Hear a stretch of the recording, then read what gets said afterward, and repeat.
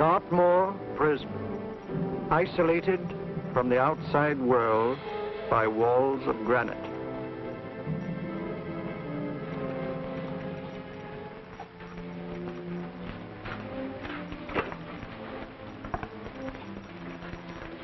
They say you could get out of here by merely telling what you know. You may or may not be another Scotland Yard bloke. But I'll give you the same answer I gave the others. I still have 2 years, 8 months, and 6 days left in which to make musical boxes. That'll be sold at auction for the benefit of this delightful sanctuary. And I intend to serve them.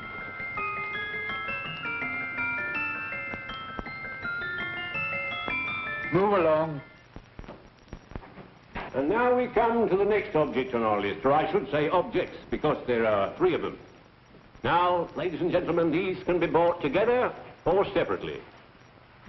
Now, these beautiful little musical boxes only arrived this morning, and I didn't intend to put them on the auction block until later, but I'm going to sell them now. So, good friends, as our old pal Mark Antony used to say, lend me your ears. And what do you hear? Right. The beautiful tinkle-tinkle of a musical box. What a lovely trinket. What a beautiful gift. Created and made by loving hands. A thing of beauty and utility. Now, who's going to start with £5? It's a bargain with £5. Do I see any hands? If there's a connoisseur in the house, we'll go £3 for it. £2. £1. 10 shillings. Thank you, sir. Ladies and gentlemen, 10 shillings is offered for a musical box you couldn't buy anywhere in London for less than £5. It'd be stealing to let it go for 10 shillings. Like taking milk from a baby. All right, we start for 10 shillings. 10 shillings, 10 shillings is offered, 10 shillings is offered, 10 shillings is offered. Then anybody give me £1? Will you give me £1? Oh, one someone will give me £1. £1 is offered, £1 is offered, ladies and gentlemen, £1 is offered. It's against you, sir. Will you go to £2? We go to £2, sir. £2. £2 is offered. £2 is offered. Going once, twice, third and the last call. Sold to the gentleman for £2. Sorry, my dear. Now, ladies and gentlemen, comes the opportunity to purchase an exact duplicate of the beautiful little musical box just bought by this gentleman for the ridiculous low price of £2. Now, it's exactly the same. Exactly the same. Made with the same hands. You hear that? Isn't that lovely? That tinkle, tinkle, tinkle, tinkle. Sounds like Bow Bells to me, you know, with little angels pulling on the ropes, eh? Who'll give me £2 for it? Who's starting with £2? Will anybody start with £2? Oh, come, ladies and gentlemen. You know, from your enthusiasm, we might all be in Scotland instead of London. Please buy it for me, Daddy. £2, certainly not. We all might be in Scotland. Besides, I don't like his manner. £1, 10 shillings. £1. £1 is ours. £1 is offered. £1 is offered, going £1. Any advance? Going once, going twice, the third and the last call. Sold to the lady for £1. Smart bidding, my dear. Thank you. We come to the third and last of these beautiful little musical boxes. Exactly the same. Tinkle, tinkle. Isn't that lovely? Ladies and gentlemen, I don't bring you here to gull you and swindle you. This is the exact replica of the 2 I just sold before.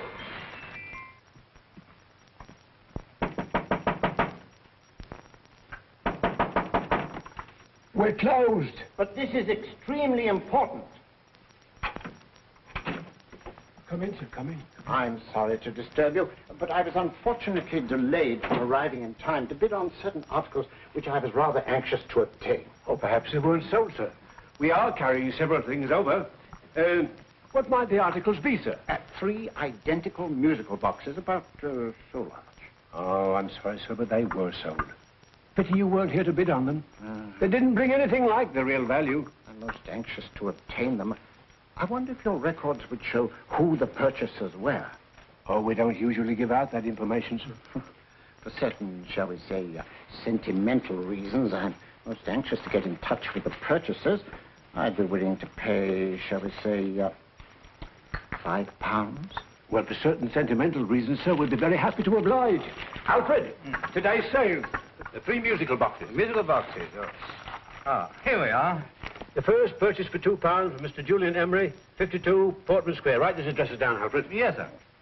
Second didn't leave any name. Well, how unfortunate. I think she's a dealer. You see, they don't like us to know where the things are going. On account of the profits. You say the second purchaser was a woman. Can you give me a description of her? Oh, she was a young woman. Fairly tall, slender. Had a light complexion and dark hair, and she was wearing A grey suit, don't you remember? That's right. She probably runs a gift shop. She paid £1. You say she comes here fairly frequently? No, I didn't say so. But she does, sir. Like as not, she'll come in on Thursday. We have sales on Mondays and Thursdays. Oh. And the third box? The third? Mr. William Kilgore, 143B Hampton Way. For 10 shillings. Quite a drop from £2. Mr. Kilgore was a Scotchman. Oh. Thank you. You've been most helpful. Oh, thank you, sir. And any time you're passing, dropping, we always have lovely things for sale. Our card, sir? Thank you. I'll be back Thursday.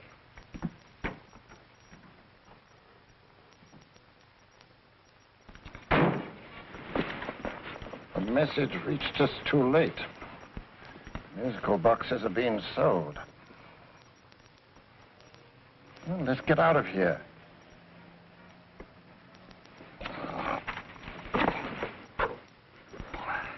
Someday you'll go too far. Reaching for a star, you fool. Yet a fool may touch a star, Colonel Cavanaugh, if he but reach high enough. But not possess it as you would. The musical boxes, they're being sold. What a pity for you, my dear Colonel. Is it my fault that the message reached us only an hour ago? Is it my fault that they were sold? You can't hold me responsible for that.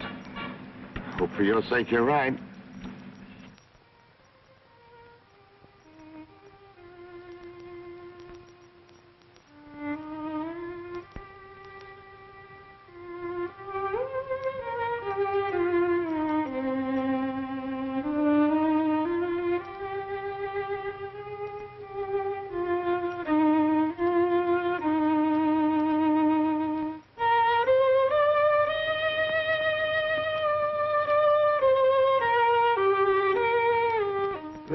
Upon you tonight at 7:45, a gentleman who desires to consult you upon a matter of the very deepest moment.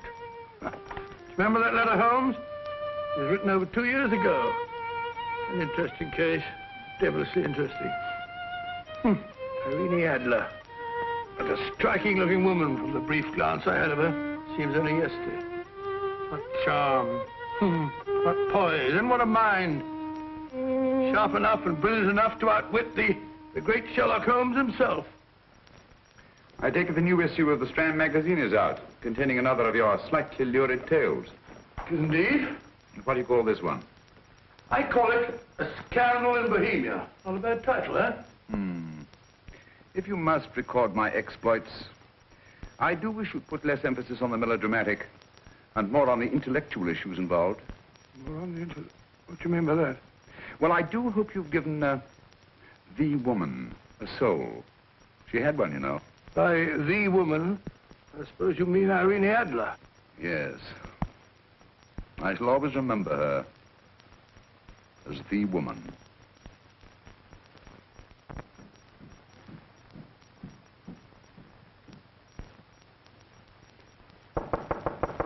Come in. I think. That's the old boy. How are you? How are you, old boy? I haven't seen you for years. I want you to meet my old friend Sherlock Holmes. Holmes, this is Stinky. In other words, Julian Emery. How do you do, Mr. Emery? Watson has often spoken of you. Oh, has he? Yes, we were at school together. It's more years ago than I care to remember, but you didn't come in here just to remind me of that. No, I just happened to be in the neighborhood and saw your lights burning, so I took the liberty of looking you up. Still writing your mystery stuff? Yes, there's a new one out this week. Good, I never miss them. Oh, good, thanks. I say that bandage makes you look very interesting. Still poking your nose into other people's business as usual? Who hit you? I haven't the foggiest notion. Somebody knocked me on the head in my own living room, and then proceeded to commit the most idiotic burglary you ever heard of. Fellow must have been balmy as a coot. Balmy? Why? Come sit down, old boy. Would you You like a cup of tea? Huh? Oh, all right. I'll go and tell Mrs. Hudson about it.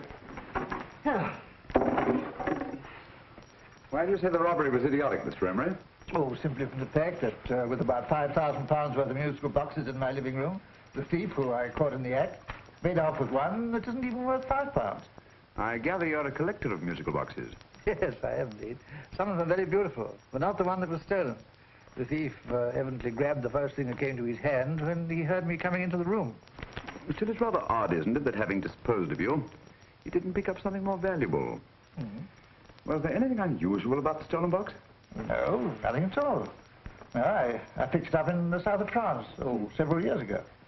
You say you have many valuable music boxes, and yet the thief made off with one that isn't worth £5. Sounds like rather an intriguing little problem. Yes, well, I take it that he was just an ordinary petty thief and didn't know the value. That is a possible explanation, and yet I venture to say that the average petty thief has a more extensive knowledge of the value of objets d'art than the average collector. Well, anyway, that's gotten the odds theory. They didn't get very excited about it. That's consistent anyway. I wonder if I might see your collection, Mr. Emery. Oh, of course you could, yes. Nothing a collector likes more than showing off his trophies. When will it suit you? No time like the present. Good. My place is just round in Portman Square. Shall we? Yes, right. Hello? Where are you going? Stinky hasn't had his tea yet. Oh, I'm sorry. We're going round to my place, where I'm going to give you something better than tea. Now, this one was made for Louis XV, and is one of the very few still in existence from that period. And a particularly fine specimen at that. Charming, isn't it? Quite. They all sound to me like a lot of mice running about on a tin roof. I'm afraid you have no ear for music, Watson. Give me a good old band playing a rousing march. You have all your silly little tweets.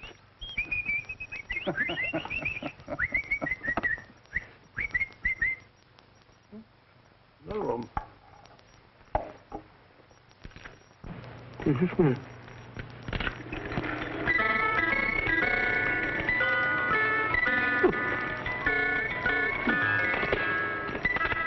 Stupid thing.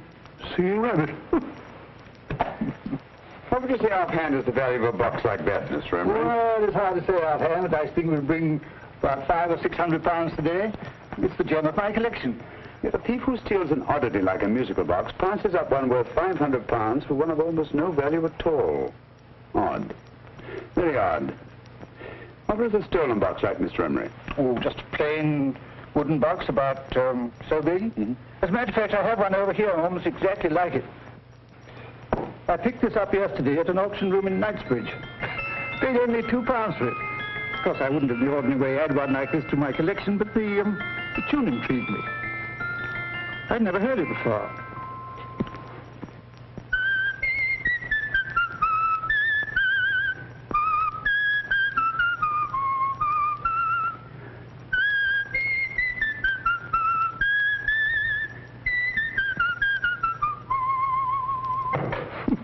You have a remarkable ear for music, Holmes. Rather an unusual melody. Sit down, Gus. Thanks. You say you bought that box at an auction sale yesterday? Yes, the Gaylord auction rooms in Knightsbridge. Run by old, what's his name? Crabtree. That's the man. At what time was the robbery committed? Oh, about 3 o'clock this morning. You know, Mr. Emery, that box and the robbery might well be cause and effect, especially since you say that the stolen box outwardly resembles this one a great deal. And Scotland Yard were not particularly interested, eh? Oh, yes, but I wouldn't blame them for that, especially as I told them I was quite unable to describe the thief, except, of course, for the fact that it was definitely a man. All you remember is that you came in here and someone struck you on the head. Yes, the next thing I knew, my man was trying to revive me. It might be wise for you to put that box away somewhere and lock it up. Oh, I don't think that's necessary. Besides, everything's insured. Well, at least if any further attempts at robbery are made, I'd suggest that you call the police, rather than running into any personal danger. Oh, come, Holmes, aren't you being a bit of an alarmist? Possibly. Oh, Mr. Gray, old Stinky. Seems to me you are making rather a mountain out of a molehill. Molehill is the word, old boy, and it's time you were in bed. Thanks so much for letting us see your place. How's this? Been glad meeting you. Holmes, I can't understand why you were so mysterious. Seems to me that petty thief explanation was the only sensible one. Really? I can't see how you can believe it was anything else. I didn't say I believed it to be anything else. The petty thief theory is the obvious one, I grant you. However, it's often a mistake to accept something as true merely because it's obvious. The truth is only arrived at by the painstaking process of eliminating the untrue. We are not able to do that in this case without further data. Rubbish, you're pulling my leg. You're trying to turn a tuppenny halfpenny robbery into an international plot. No, I'm not. I just hope that your friend Stinky is a little more cautious in the future. Just in case.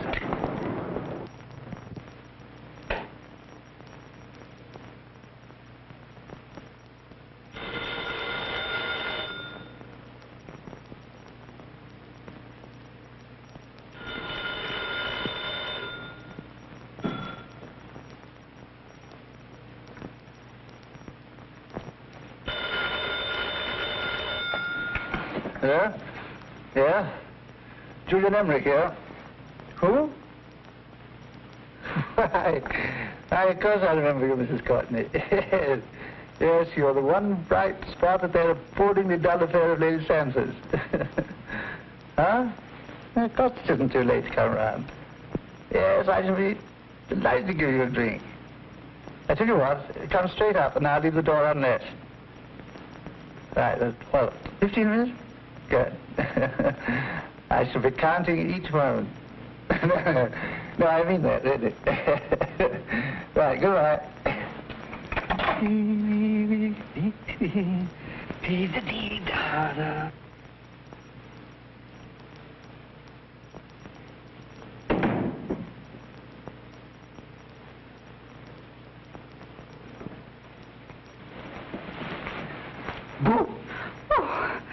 You startled me. Did I? Yes.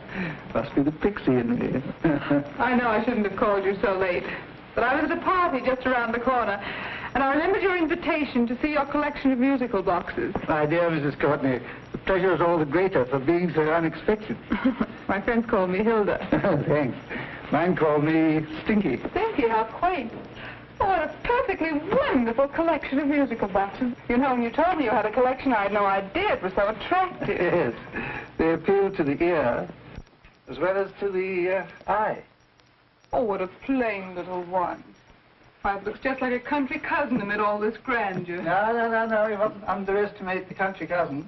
Only last night a burglar broke in here, and with all these to choose from, went off with one very much like it. Really? Yes, I don't mind the loss of the box so much, but I do resent this crack on the skull. But it makes you look so interesting. Oh, do you think so? It's funny, that's what old Fatso said. Fatso? I mean, Dr. Watson. He was here this evening with a friend, Mr. Holmes.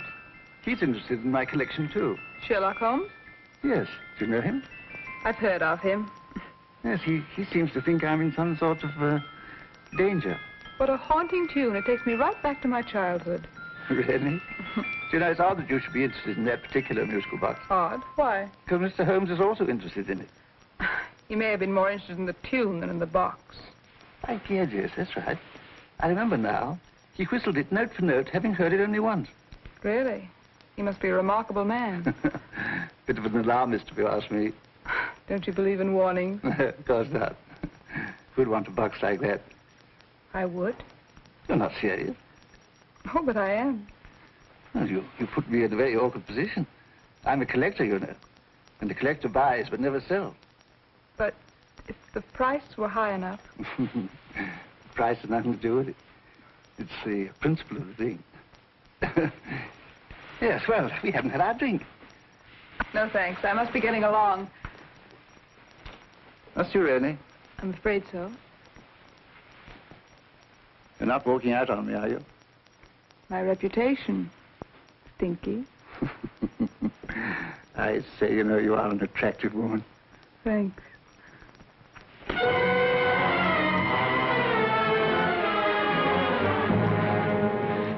You fool. I told you to wait outside.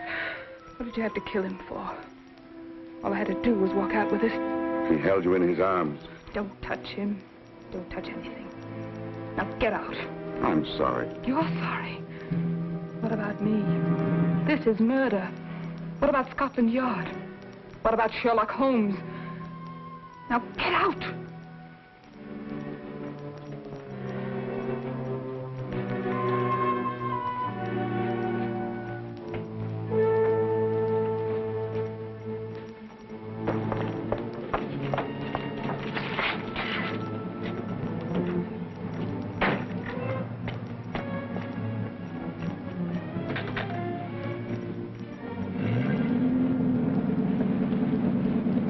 Did you get it?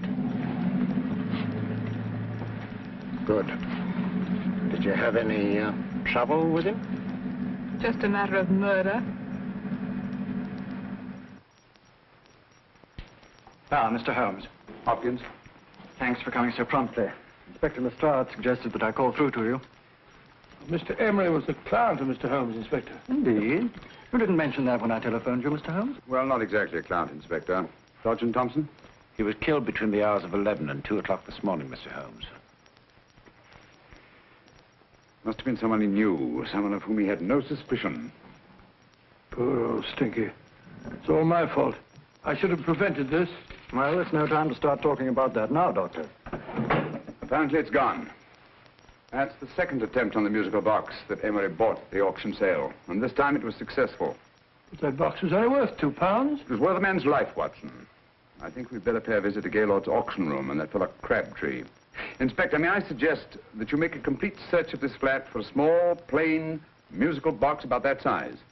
Thank you. Come on, Watson. You say the first box went to Mr. Julian Emery. The second to Mr. Kilgore, 143B Hampton Way. And the third to the unidentified young lady who presumably has a shop and lives near Golders Green. That's right, Mr. Holmes. Isn't it rather strange, Mr. Crabtree, that you should have had 3 identical musical boxes all playing the same tune? Where'd they come from? Dartmoor Prison. Dartmoor? Yeah, we get a regular shipment from there every month. The inmates manufacture them. Well, they make all kinds of things, you know, pipe racks, waste paper baskets, musical boxes. Did you happen to notice if anyone showed any particular interest during the auction in the purchasers of these 3 boxes? Oh, come now, Mr. Crabtree. This is very literally a matter of life and death. Well, since you put it that way, Mr. Holmes, there was a gentleman came in here about an hour after closing time, and he was in an awful state, he was. He gave me £5 to tell him where the boxes had gone to. He said they had a sentimental value for him, sir. Expensive sentiment. Can you describe him? He was tall, distinguished looking, and he had grey hair and a moustache. He was quite a gentleman, sir. What was his reaction when you were unable to supply him with the address of the young lady who owned the shop? I told him the young lady usually come back on Thursday. He said he'd come back on Thursday. Now, that's tomorrow. Thank you, Mr. Crabtree. You've been very helpful. Thank you. Come on, Watson. Where are we going now, Holmes? To the home of Mr. Kilgore, the man who bought the 3rd box.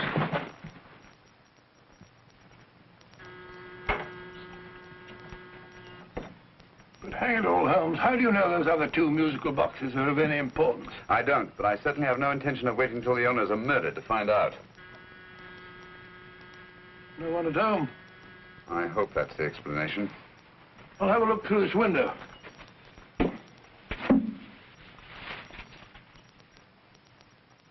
Doesn't seem to be anyone there. The whole place seems deserted as far as I can see. Yes. Mr. and Mrs. Kilgore at home? No. When do you expect them? Oh, in an hour or so. There's no use your hanging about. They don't buy nothing from peddlers. Peddlers? My good woman, this is Mr. Sherlock Holmes. Sherlock Holmes? Oh, go on. Do you mind if we come in and wait? My business is rather urgent. Well, I've got to go out and do my shopping. And I don't know if Mrs. Kilgore like any strangers nosing about. Quite all right, I assure you. Well, I've got to be off. You're too white in the parlor. And no smoking either. Mrs. Kilgore says it smells up the house. Funny old girl, Holmes.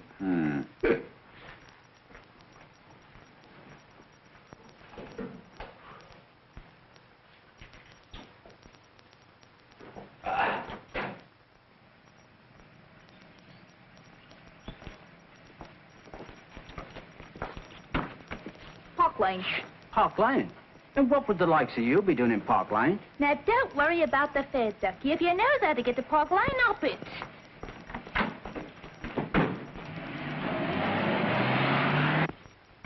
You know, Holmes, I've been thinking.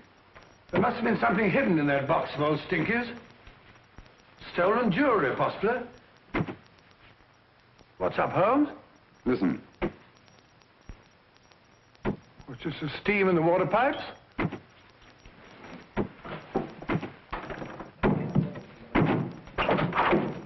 Watson! Great Scott! Come on, Holmes. Get on the chair here. It's all right, my dear. There. Now, don't worry. It's all over. There you are, dear. Don't cry anymore. She tied me up and shut me in the cupboard. I know. She won't come back. Did you show her your new musical box? Yes, she said she wanted to hear it play, and as soon as I showed it to her, she grabbed hold of me. I know. Now, don't worry. We'll buy you a new musical box. Yes, my dear, the best one in London. Watson. Oh, what a fool I've been. What do you mean, Holmes? She took the musical box out of this house in that market basket, right under our very noses. Why could the Kilgore charwoman want to take the music box? She isn't the Kilgore charwoman. She's a consummate actress. An extremely clever, unscrupulous woman who will stop at nothing. Take care of the child, will you, Wolfler, until our parents get back. Explain everything to them. Of course I will. But, Holmes, where are you going? Somewhere, somehow. I must get to the young lady who bought that third musical box before our opponents find out. I only hope that I won't be too late.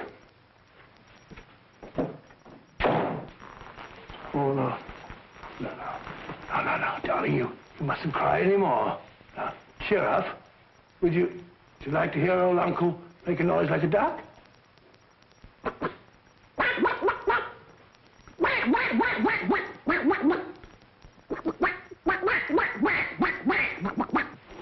Oh, sorry.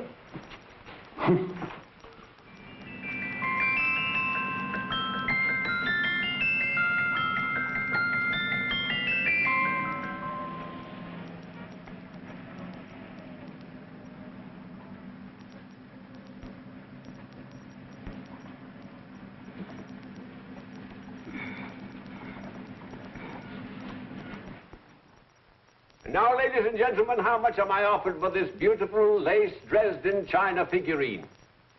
A lady of the French court. Now, this is the genuine article. What a beautiful ornament for your mantelpiece. Or you could use it as a centerpiece on the dining room table. Now, will somebody start me for £10? Will somebody start me for £10? £8? £7? All right, £5 is offered, £5 is offered, £5 is offered, £5.10, £5.15, £5.15. £6 is offered, £6, going once, going twice. The third and the last call, have you all done? Sold to the lady from Twickenham for £6. Next, we have a real museum piece, ladies and gentlemen. A fine 19th century doll. A costume and exact replica of the holiday clothes worn by the Hungarian peasant women. Now, ladies and gentlemen, an article like this would cost you from £15 to £20 in a West End shop. I'm not going to ask you for anything like that. Who'll give me £2 for it? £2. Anybody offer me £2? £2 for the Hungarian? £2? £1. What? Anybody give me £1? Anybody offer me £1 for the doll? £1 is offered, ladies and gentlemen. £1 is offered. Now, I'm not going to waste your valuable time or mine in trying to get one half of what this beautiful doll is worth. If the young lady can steal it for £1, that's her good fortune. So it's going once, it's going twice, the third and last call. Any more? Sold to the young lady for £1. And now, ladies and gentlemen, may I draw your attention to something which may be a great surprise to you, worthy of any collection. The only other one like it is in the British Museum. It's a Ming vase of the 7th dynasty. This vase lay in a large collection somewhere outside Rome for over 2 centuries, I understand. It was discovered there by the noted antiquarian, Sir Andrew Coppleston. Now, some of you may remember Sir Andrew Coppleston. Besides being a noted traveller and antiquarian, he's also a gentleman rider.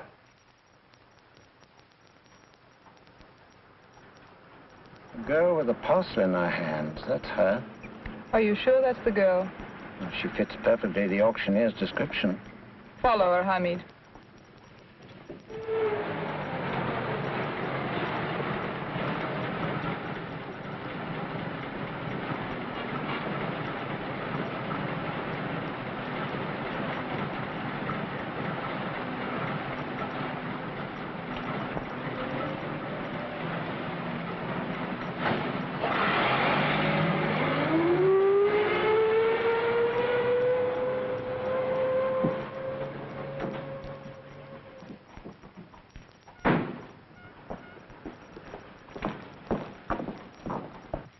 Lovely, dear. And only £1. We can get at least 3 for it. Easily. I'll go make some tea. I could do with a cup. Right.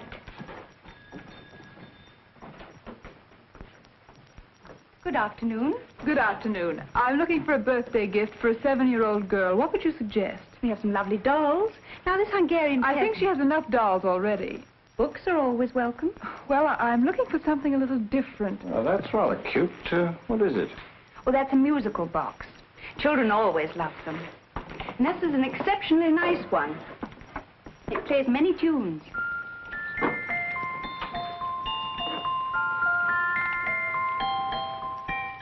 Have you any others? Yes. If you'll just step this way. I have only 2 left.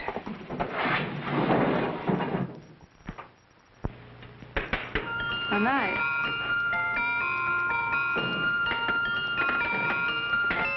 Are you sure this is all you have? I'm sorry. They're rather hard to find, you know. That's our entire allotment. I did have one other, but I sold it earlier this afternoon. But it was only a plain wooden one. It wouldn't have been a very nice gift for a child. Really? Do you happen to know who the purchaser was? Why, yes. He left his card, just in case anyone should inquire for him.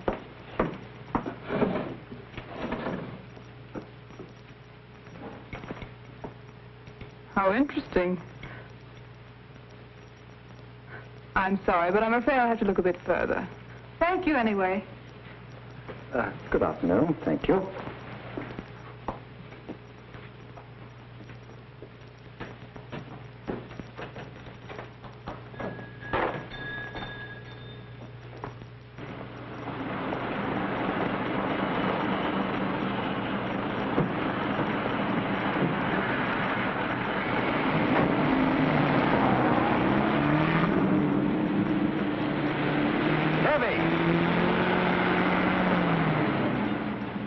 Follow that cab. Here, now, what? Scotland Yard. Hop in.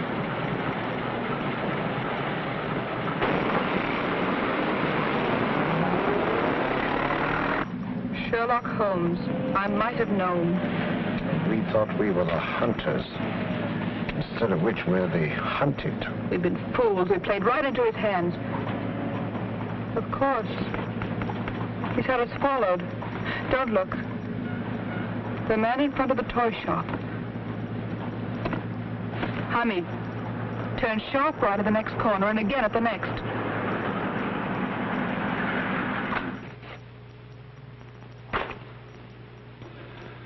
No photograph of her, Commissioner, as I expected.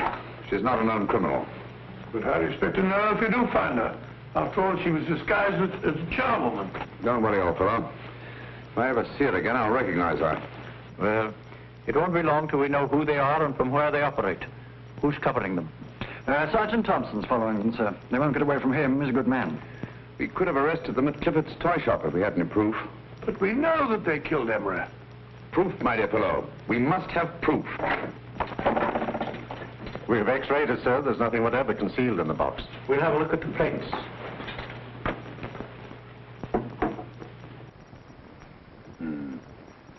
There must be some clue. And it's probably so obvious that we've all overlooked it. Seems to me we're up against a bunch of lunatics. Not lunatics, my dear fellow. Extremely astute, cold-blooded murderers. What can these little musical boxes have in them that's so important? Don't forget, they were made in Dartmoor prison. You can smuggle stuff into prison, but not out. You want us to break the box apart, sir, to see if there's anything the X-ray hasn't caught?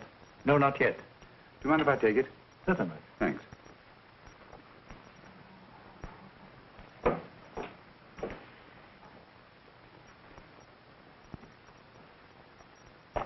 The governor of Dartmoor Prison informed us, sir, in answer to Mr. Holmes' question, that all 3 musical boxes were made by the same convict, John Davidson, serving a 7-year term, sir. Davidson? The Bank of England plate. That'll be all. Yes, sir.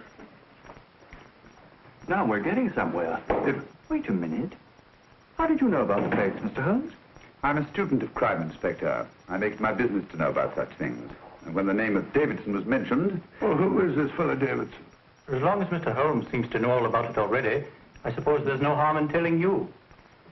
2 years ago in London, there occurred a robbery of such tremendous importance, although the stolen articles themselves have no intrinsic value whatsoever, that the Home Secretary was instrumental in seeing that not a word of it appeared in any newspaper. But you never told me anything about this, Holmes. You were away at the time. Articles of no intrinsic value and yet of such importance? I don't understand. Davidson was apprehended within 15 minutes of committing the theft. But by that time, He'd hidden the articles in question, and they've yet to be found. Before going further, Dr. Watson, I must inform you that this matter's not to be mentioned outside of this room. Of course not. Do I look like a man who'd gossip? Let's not go into that now, old fellow, shall we? Davidson had been employed for years in a position of extreme trust by the engravings department of the Bank of England. The articles he stole were nothing less than the complete duplicate set of plates for printing £5 notes. What? The Bank of England's own plates? Precisely.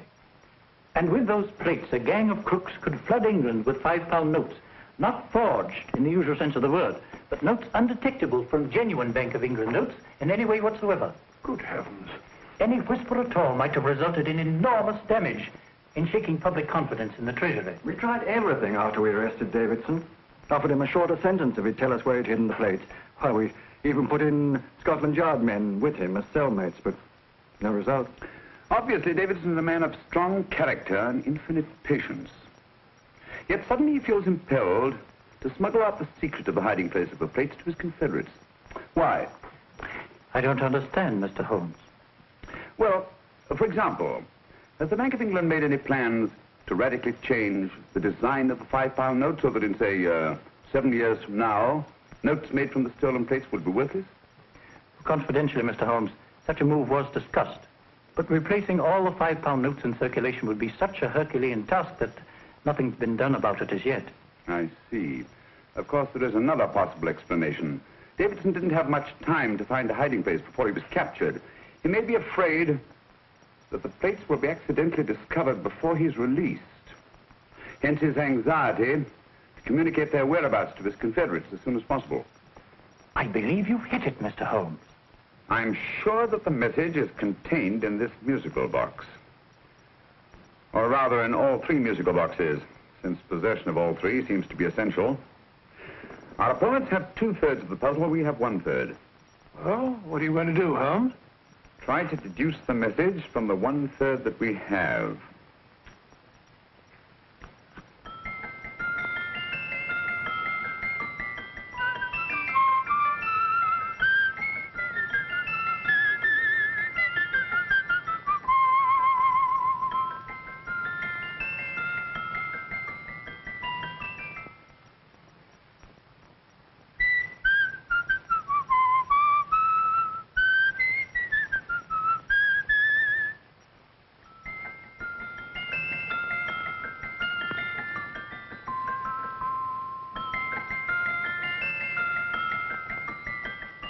It's the same tune as the one played by Emery's musical box. And yet it's different. Sounds the same to me. The tune. Somehow the tune is the key to the mystery. It must be the tune. Otherwise, why use 3 musical boxes to convey the message? Why not collar boxes or shoe boxes? Yes? Oh. It's for you, Inspector. Oh, thank you, sir. Inspector Hopkins speaking. What? Where? Golders Green Station reports they've just found Sergeant Thompson's body. From the tire marks on his clothes, he was apparently run over by a taxi. What an unfortunate accident. Not an accident, my dear fellow. I'm afraid it's murder. You never know just who you're going to meet when you're walking down a busy London street. Mrs. Orchid, Mrs. Brown, any subject of the crowd. Oh, you never know just who you're going to meet. So you better hold your topper in your hand, just in case you meet a lady on the Strand.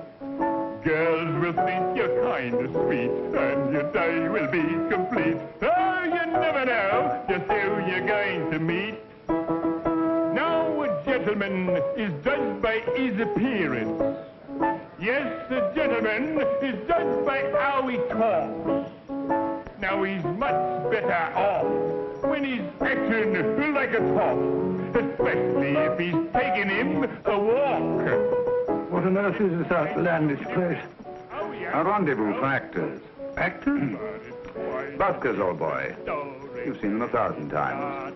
Actors who entertain the queues, waiting outside theaters. You never know just who you're gonna meet when you're walking down a busy London street. So you better wear your best, cover tight to look your best, 'cause you never know just who you're gonna meet. Oh, you better keep your manners right and view. Just in case the lie you give the house you do. Keep your trousers in a pleat, shine your shoes and keep them neat, 'cause you never know just who you're gonna be. Blimey. Mr. Holmes. How are you, Joe? Never bet him. And yourself? Fine, thank you. I want you to meet a friend of mine, Dr. Watson, Joe's sister. Oh, well, any friend of Mr. Holmes is a friend of mine. Hi, Joe. He did me a good turn once that I'll never forget. Yes, I cleared Joe of a most unpleasant charge. Murder, no less. Oh, really? By proving to the satisfaction of the police that he was busy at the time blowing open someone's safe. That's right, Governor. Good gracious me. Joe, now you can help me. Come on, buzz off, buzz off. Come on, up it, up it. Can't a gentleman have some peace and quiet around here? And you too. There you are, Mr. Holmes. Now we can have some peace and quiet around here. Thank you, Joe. There's £5 in this for you.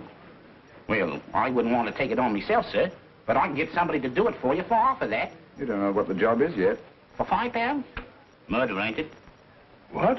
No, Joe, not murder, just music. I want you to identify a song for me. Oh, there ain't a song that's been written that I don't know. That's why I came to you. Of course, the violin is more my instrument, but, oh, well, here we go. Now, listen to this, Joe.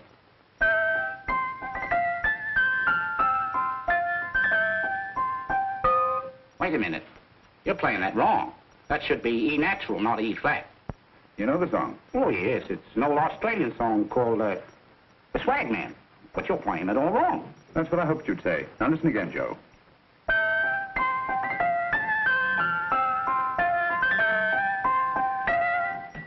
That's the same tune, all right.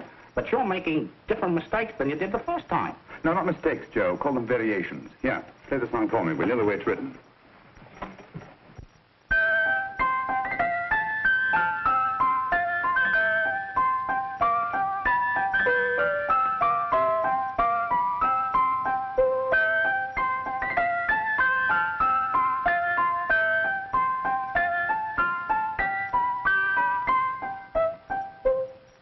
There you are. Thank you, Joe. What's it mean, Holmes? You onto something? Perhaps. I don't know yet. It's probably a code of some sort. Joe? Could you write the song down for me?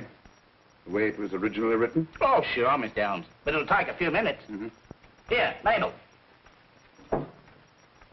Pale ale. Come on, off to it. Along with it.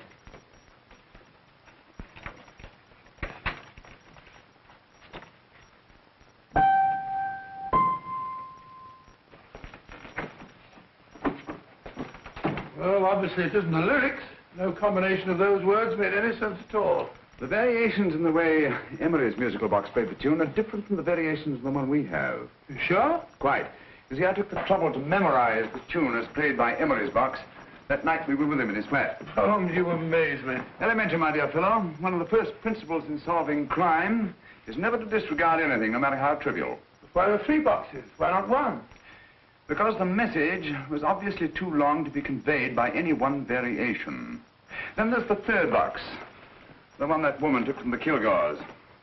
That contains yet another set of variations. Yes, well, it's all beyond me. Well, all we have to do now is to find the secret of the variations. Not a very easy problem to solve, my dear fellow.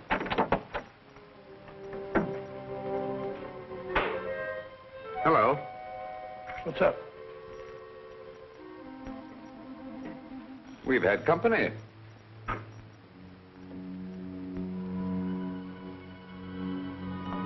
say, this is outrageous. Ask Mrs. Hudson to come in here, will you? Right.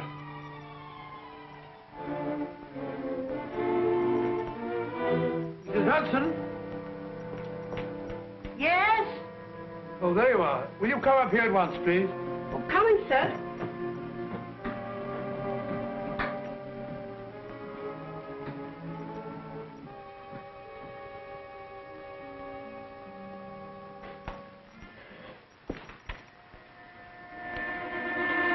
Mercy me, Mr. Holmes. What has happened?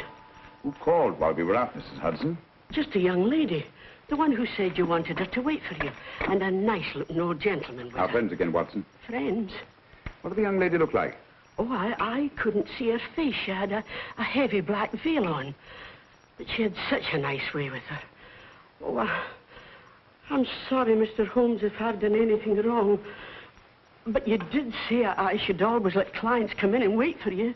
Don't worry, Mrs. Hudson, don't worry. You had no way of knowing. It's quite all right, quite all right. Now, don't worry, Mrs. Hudson. Don't worry. Where on earth's the musical box? They didn't get it. Didn't get it? Where is it? It's in your hand. Huh? In that biscuit jar. Pick the biscuits off the top. Now put your hand inside, and you'll find the music box. Well done, Holmes. Well done. Amazing.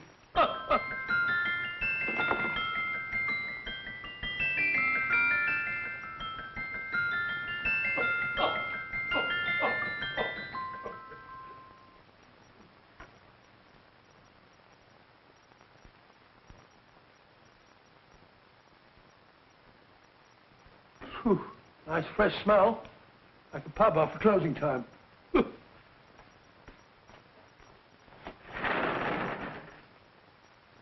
I say, Holmes, What? it's morning. Allow me to congratulate you on a brilliant bit of deduction.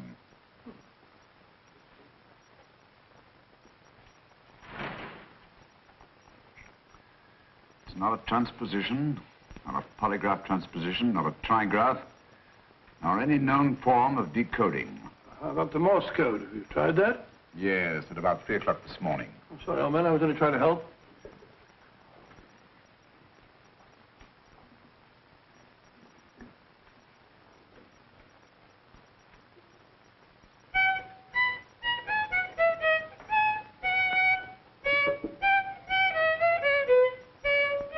Oh, do me a favor. Not again. Must have heard that thing 1,000 times. Kept me awake all night.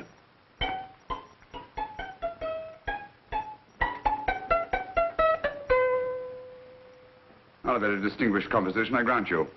You know perfectly well I don't know one tune from the other. When I was a kid, my people tried to have me taught the piano. I've always felt sorry for that old teacher of mine. The poor old girl finally reached the point of numbering the keys for me. 1, 2, 3, 4. Even then, I never progressed beyond... Numbering the keys, Watson. The 19th key of the keyboard is the 19th letter of the alphabet. S. Here. Write it down when I give it to you, old fellow, will you? First altered note. Write S first. Now, the 8th key is H. The 5th key, E. The 12th key, L. The 6th key, F. S-H-E-L-F. Shelf. Your piano lessons were not in vain, old fellow. You've solved it. Thank you. Thanks, old bean. Hold it. We now have 2/3 of the message.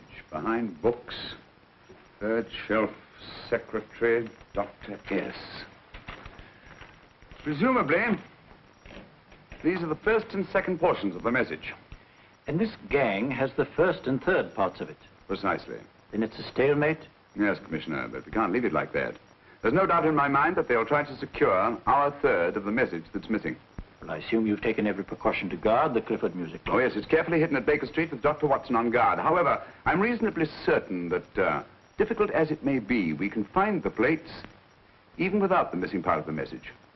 Behind books, third shelf, secretary, Dr. S.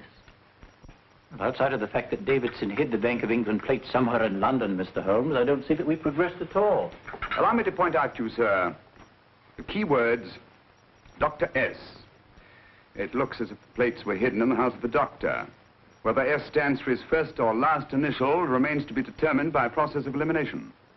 Well, there must be 10,000 doctors in London with S for a first or last initial. Precisely. And every one of them will have to be questioned in person. That's why I say this is a task for Scotland Yard. It's a task, all right. But Scotland Yard has searched worse haystacks and found a needle. Well, for the time being, I'll leave the matter in your hands, gentlemen. We'll call you if and when we get a lead on our mysterious Dr. S. In the meantime, I intend to follow up a little clue concerning a cigarette.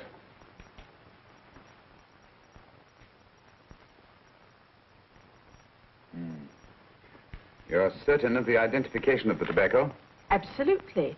I have made up this special blend for only 3 customers.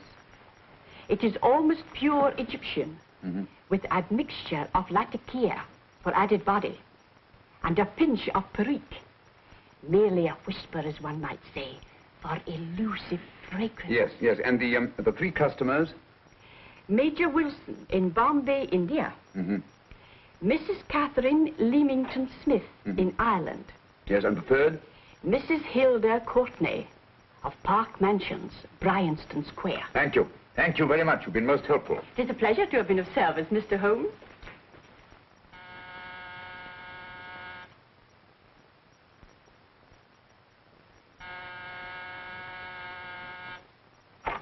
Yes? Mrs. Courtney? Yes. My name is Sherlock Holmes. Oh, do come in. Thank you. I've heard of you, of course, Mr. Holmes. I believe we have a mutual friend in Sir Edward Brookdale. He's spoken to me of you quite often. Indeed. And to what good fortune am I indebted for this visit? I think you know Mrs. Courtney. Well, I did get a summons for speeding last week. But outside of that, I don't think I'm of any interest to the police. Oh, come now, Mrs. Courtney. You seem to forget that you and I have met before. I'm sorry. I'm sure I would have remembered meeting the great Sherlock Holmes. Please sit down. Thank you. You say we met before. Yes. At the home of Mr. and Mrs. Kilgore, 143B Hampton Road. Kilgore? I don't think I know anyone of that name. Well, I didn't say you knew them. As a matter of fact, you called on them when they were out. I don't understand, Mr. Holmes. Really? And you were dressed rather differently. Indeed. Cigarette? Thank you.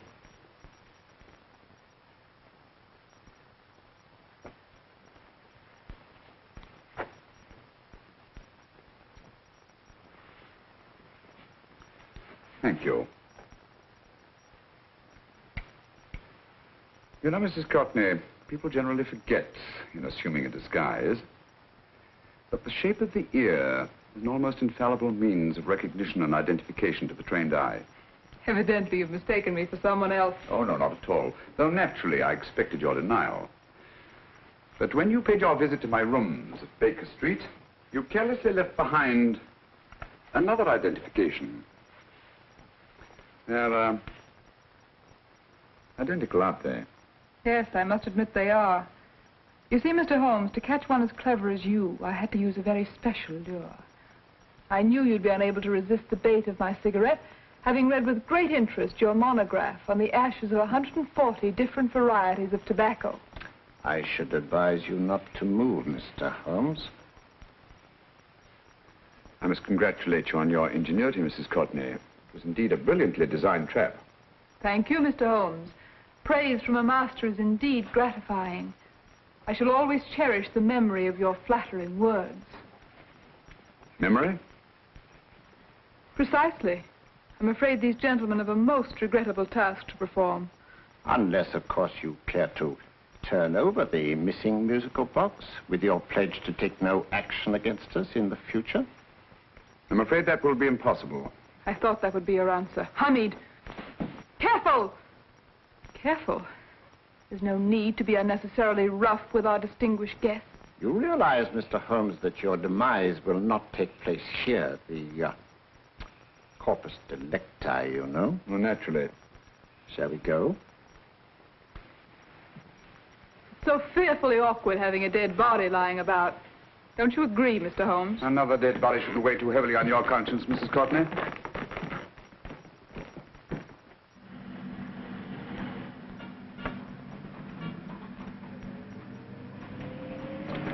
You mind if I have a cigarette?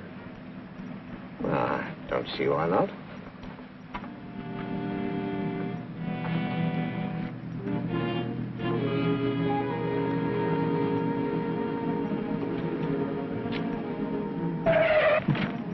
Be careful, Hamid.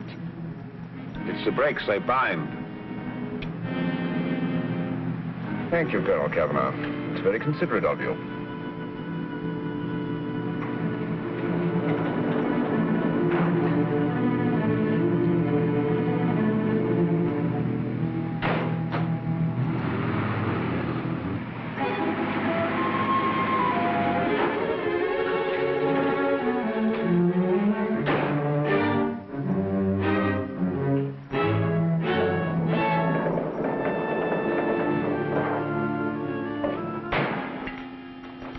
You'll be happy to know, Mr. Holmes, that your death will be a painless one.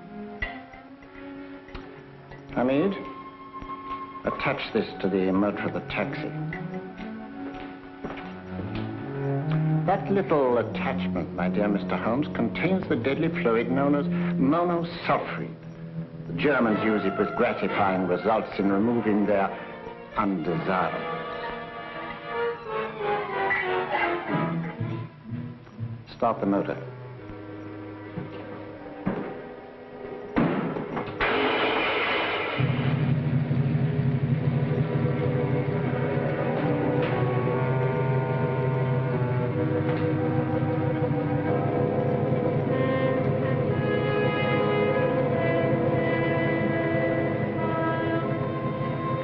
Tape his mouth.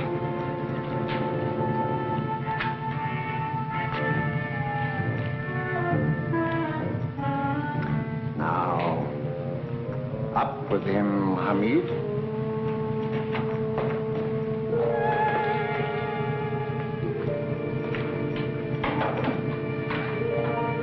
You find yourself like Muhammad's coffin, Mr. Holmes, suspended between heaven and earth.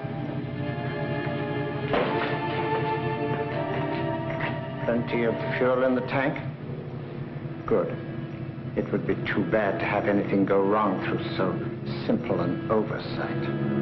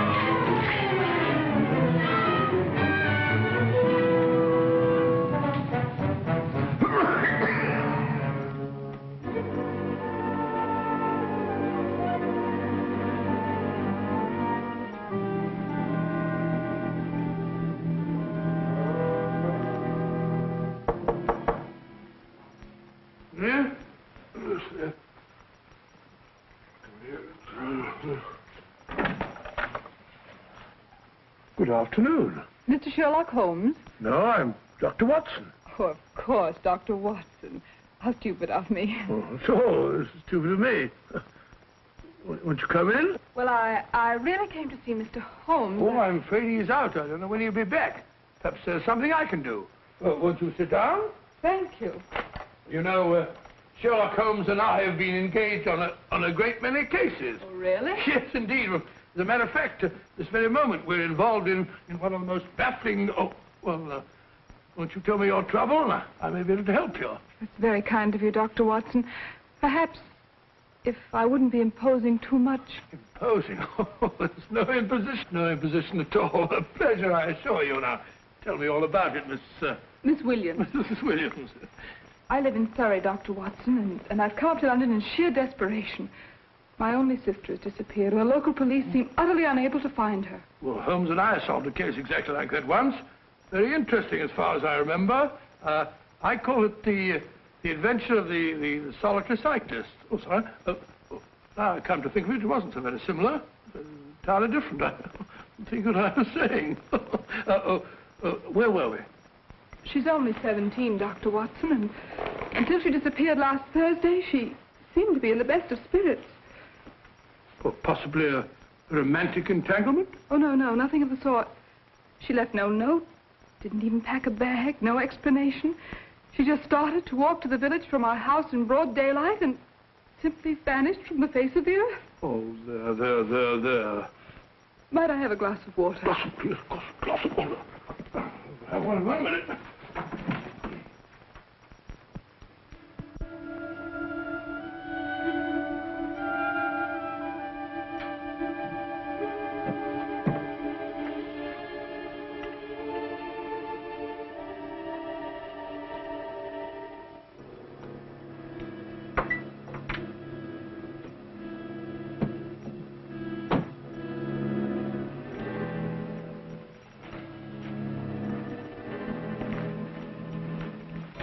There you are, my dear. Thank you, Dr. Watson. No, you're not to cry anymore. You must pull yourself together. Oh, I feel much better already knowing that you're going to help me. Oh, Dr. Watson, look! Good heavens!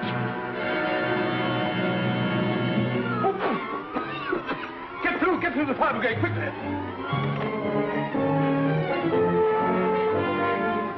Haven't you a fire extinguisher? By Jove, we have in the kitchen.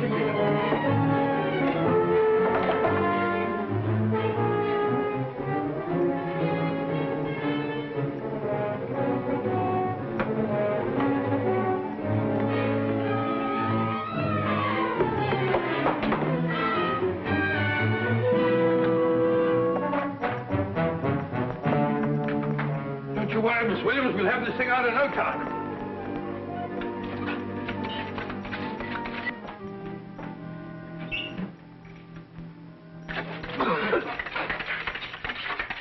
That's got it. It's there. Well, you see, there was no need for the fire brigade after all. I hope you weren't too frightened, Miss Williams. Oh, gone. That's the trouble with women. They always lose their heads in an emergency. Well...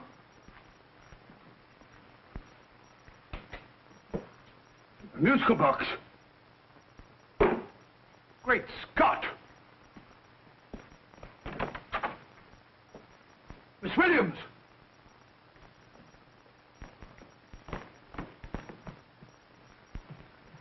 Well? Good. And Holmes? By now, Mr. Holmes has no doubt exchanged his violin for a harp. Always assuming that heaven is his destination. And now that we have the missing musical box.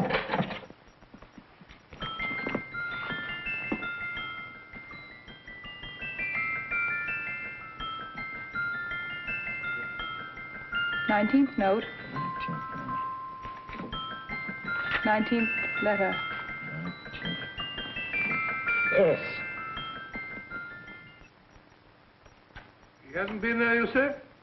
Holmes, where on earth have you been? I've been trying to get you at the club, at Scotland Yard, all over London. You're looking for me in the wrong places. Holmes, terrible things happened. I've been duped. That woman, she made a complete fool of me. Well, what do you mean? Well, she came here, let off a smoke bomb. I thought the whole place was on fire, and my first thought was to save the musical box. No need to say any more. She has the box. Yes. Don't blame yourself too much, old fellow. She's an extremely clever antagonist. Smoke bomb, you said? Well, you can console yourself with the thought that your charming friend is at least a reader of yours. What do you mean? If I remember correctly, you wrote about my little experiment with smoke and the cry of fire in a story you entitled A Scandal in Bohemia, which has just appeared in the Strand magazine. All right, old boy. Don't rub it in. Well, it may cheer you up to know that you made a fool of me, too. That cigarette stub was planted here for one express purpose. We're going to bandaging around this place. Bandaging? What's the matter, Holmes? You hurt? Explanations will have to wait until later. At the moment, we're faced with a problem which I fear is insurmountable. Come over here, old boy, will you? Right. Our opponents are in possession of all three parts of the code. And here are we, while the Bank of England plates pass into their possession. Cheer up, old fellow, cheer up. As Dr. Samuel Johnson once said, there's no problem the mind of man can set that the mind of man cannot solve. What's that, old fellow? I was just quoting Dr. Samuel Johnson. He said there is Thank you, Watson. Thank you. Leaving the front reception room, we come into the main hall, where Dr. Johnson was in the habit of passing through to have his meager meals in the dining room opposite, in company with his friend and biographer, James Boswell. We will now pass up the stairway, which remains in its natural wood finish, just as it was when the good doctor was here. The framed etching on the wall is believed to have been presented to Dr. Johnson by the distinguished painter, Sir Joshua Reynolds. I've been told here that that picture was given in by Mrs. Thrale, and it's definitely not a Reynolds. Is that important, my dear? Oh, I'm sorry. This way, ladies and gentlemen, please, this way. Move along, children, move along. The secretary's not on this floor. Patience, Hamid. I've a feeling My that... dear Colonel, with Sherlock Holmes out of the way, what could go wrong?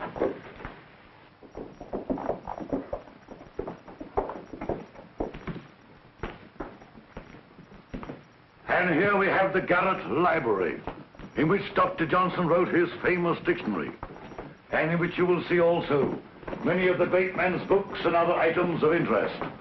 Step forward, ladies and gentlemen, please, step forward. Standing in the corner is the secretary, which contains many of the original works by the literary genius. On this table, Dr. Johnson's cat, Hodge, used to sleep while his master worked. A strange thing about this cat, ladies and gentlemen, was its love of oysters. They do say that the dear doctor often went hungry to find the cat that delicacy.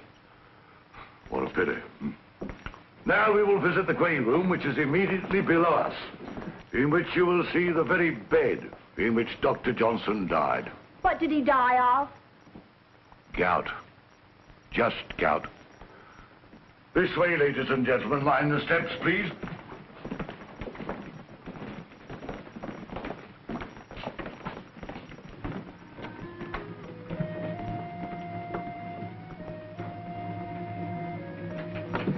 Your keys.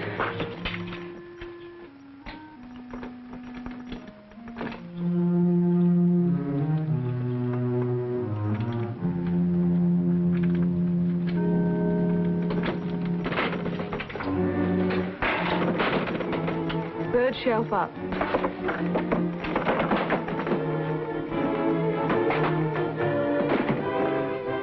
The knife.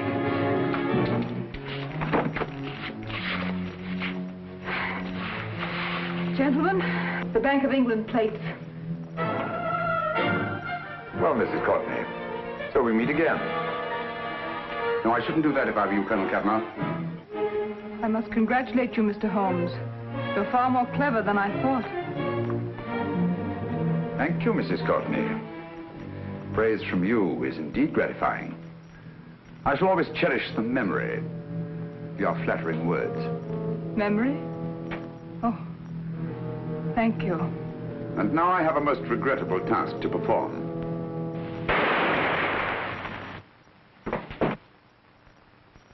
Holmes! Coming, Holmes! Holmes! You all right? Perfectly, thank you, old fellow, but I think this gentleman on the floor requires some medical attention. We must see that he looks his best, you know, when he's hanged. Take them in charge.